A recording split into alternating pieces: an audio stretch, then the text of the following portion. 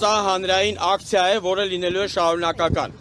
Սա այսօր շնորհակալ ենք բոլոր լրատվամիջոցներին, ովքեր ներկա են գտնվում, որովհետև այս հարցը արդեն արկայծվում է բավականին երկար, հանրային արդեն մեծ արձագանք է ստացել եւ իհարկե սկսվել է անհետ կորած ծնողների պահանջից, որոնք հույս ունեին, որ հանձնաժողովը 4 տարի իրենց խոստանալուց հետո կպարզաբանի, լույս կսփռի նրանց անհետ կորած զավակների եւ հարազատների որոնման աշխատանքներում եւ ապագային։ Դրան միացել են զոհված ազատամարտիկների ծնողները, որոնք մեծ ու մեծ հարցեր ունեն, թե ինչ պայմաններում են զոհվել երեխաները, ով է հրամանատվել, ով է հրամանատար է եղել եւ բազում անհասկանալի։ Միանում են բոլոր նրանք, ովքեր եղել են պատերազմի մարտի դաշտում, մասնակցել են պատերազմին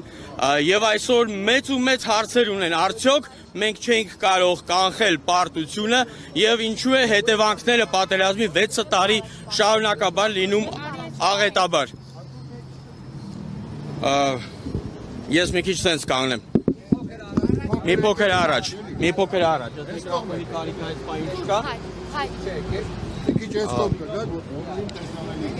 Բարի, էլի կրկնեմ, ես ուզում եմ սա մենք, այո, շնորհակալ եմ մամուլը այսօր շատ է, բայց որպես ակցիա դիտենք եւ իհարկե Արցախի ներկայացուցիչներն են այսօր շահագրգիռ, որ հանձնաժողովի բոլոր հայտնաբերումները, բացահայտումները հրապարակվեն։ Այո, ժողովուրդը գնում է հիմա ընտրությունների, սա ճակատագրական ընտրություններ կարող են լինել եւ գնալ ընտրությունների ստի միջավայրում անթույլատրելի է։ Ուստի սա կոչ է բոլոր քաղաքական ուժերին, հանրության բոլոր շերտերին, միացեք այս պահանջին, որպեսզի ձեր ընտրությունը լինի արդար եւ Հայաստանը ունենա քիչ թե շատ վերականգնվելու այս պահին գոնե հեռանկար։ Այսքանով ակցիայի նպատակն է այսօր, մենք դիմել ենք արդեն գրավոր ազգային ժողովի նախագահին, նա մերժել է հրապարակել, գաղտնիացման փուլ է մտել հանձնաժողովի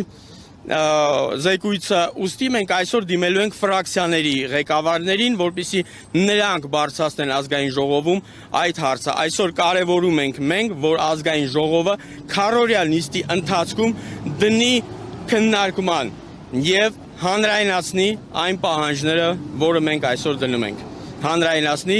զեկույցի հանձնաժողովի զեկույցը։ Օրինակ այսպես ինչ կտա այդ զեկույցի հանրայնացումը։ Ուրեմն ըստ Անդրանիկ Քոչարյանի, որը եղել է հանձնաժողովի ղեկավար, ըստ անդամների խոստովանությունների 1000 քրեական գործեր կարող են հարուցվել։ Արդեն հետաքննությունները բերել են բազում մեղավորների անուններ, բազում խնդրահարույց հարցեր։ Ասեմ ձեզ, որ կառավարությունը հարցեր բարձրացրել, որ պետք է հետաքննվի ոչ միայն պատերազմը, այլ նաև դիվանագիտական աշխատանքը, նախապատերազմական իրավիճակը, ինչպես եղավ, որ մեր բանակցությունները